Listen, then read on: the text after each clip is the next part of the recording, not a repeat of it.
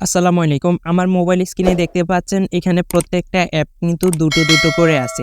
আপনি চাইলেই আপনার পছন্দের যেকোনো অ্যাপ আপনি ক্লোন করতে পারবেন।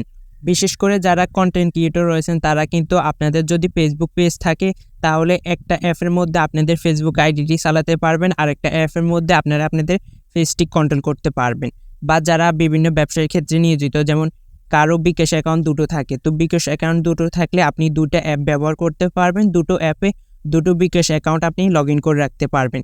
এছাড়া আপনি যেকোনো কাজে যেকোনো অ্যাপকে ক্লোন হিসেবে ব্যবহার করতে পারেন। আমি যে আমার অ্যাপগুলোকে ক্লোন করছি, এই ক্লোন কিন্তু আমি কোনো অ্যাপের মাধ্যমে করিনি। মোবাইলের একটা সেটিংসের মাধ্যমে আমি অ্যাপগুলোকে ক্লোন করছি। তো আপনারা চাইলে আপনাদের মোবাইলের সেটিংয়ের মাধ্যমে যেকোনো অ্যাপকে ক্লোন করতে পারবেন।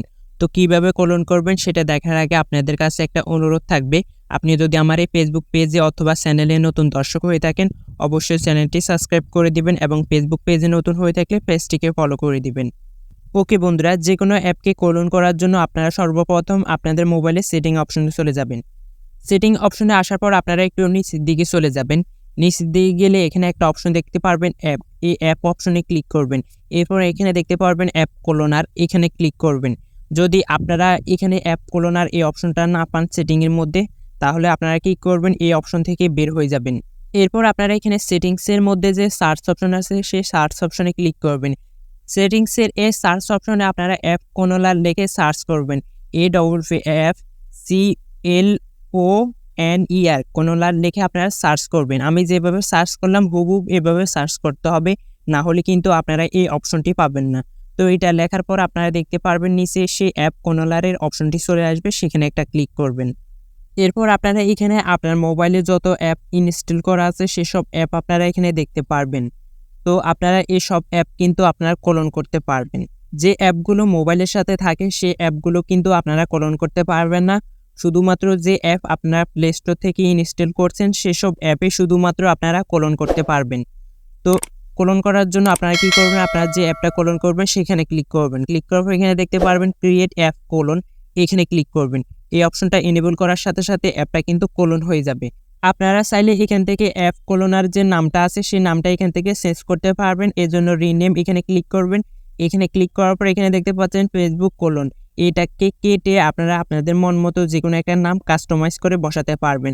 তো আমি এখান থেকে ধরুন লিখেছি ফেসবুক টু এন্ড মানে সেকেন্ড ফেসবুক অ্যাপ। তো আপনারা আপনাদের মন মতো যে কোনো নাম এখানে বসাতে পারেন। বসানোর পর এখানে দেখতে পারবেন সেভ অপশন, সেভ অপশনে ক্লিক করলে নামটি সেভ হয়ে যাবে। আমি এখান থেকে আরও একটি অ্যাপকে ক্লোন করে দেখাচ্ছি। ধরুন আমি এখান থেকে মেসেঞ্জারটাকে ক্লোন করব। তো এর জন্য আমি মেসেঞ্জার অপশনে ক্লিক করব। ক্লিক করার পর এখান থেকে ক্রিয়েট অ্যাপ ক্লোন, এখানে ক্লিক করলে অ্যাপটা ক্লোন হয়ে যাবে। তো এভাবে আপনারা যে কোনো অ্যাপের উপর ক্লিক করবেন। ক্লিক করার পর আবারও ক্লোন যে অপশনটা দেখতে পাচ্ছেন ক্রিয়েট ক্লোন অ্যাপ, সেখানে ক্লিক করবেন। সেখানে ক্লিক করার সাথে সাথে কিন্তু অ্যাপটা ক্লোন হয়ে যাবে।